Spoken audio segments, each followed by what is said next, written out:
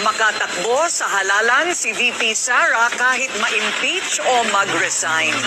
Giit ni former Senate President Franklin Drilon, debatable pa kung maipapataw ang perpetual disqualification kung wala na sa pwesto ang pangalawang Pangulo.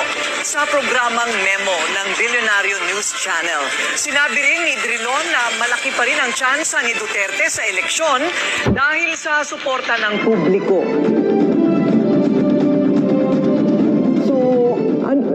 What is the scenario if she resigns?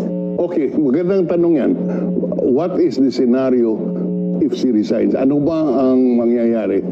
Alam mo, Corina, sa batas, may dalawang parusa ang impeachment kung ikaw ay maging guilty. Unang-una, papaalisin ka sa iyong pwesto.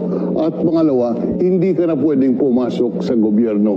So, number one, dismissal from office. Number two, perpetual disqualification from holding public office. Pag nag-resign si Vice, at ito'y theoretical lamang, ito po'y paliwanag.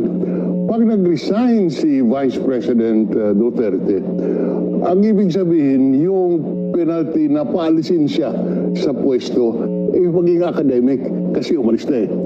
Ngunit, debatable kung pwede pang ituloy ang impeachment trial para i-impose ang penalty of perpetual disqualification from holding public office. Oh, ayan ah. Si Drilon na yung nagsabi. Hindi pa sigurado na si Sara ay hindi talaga pwedeng tumakbo sa 2028. Kahit ma-impeachment siya o hindi. O mag-resign siya, di ba? Kasi pag nag-resign si Sara Duterte, hindi na pwedeng ituloy yung impeachment kasi hindi na siya impeachable officer, di ba? Pero, ito lang yung masasabi ko sa inyo.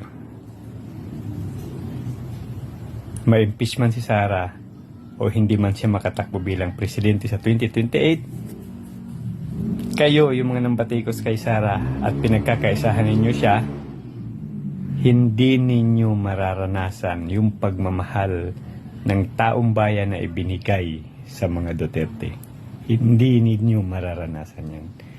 Dahil yung mga Duterte, sila yung minahal ng taong bayan. Diba? Mula kay Tatay Digong. Kasi siya ay isang bayani. Magaling na leader, mabuting leader, may puso para sa mga tao. Hindi katulad nyo. May puso kayo para sa pera.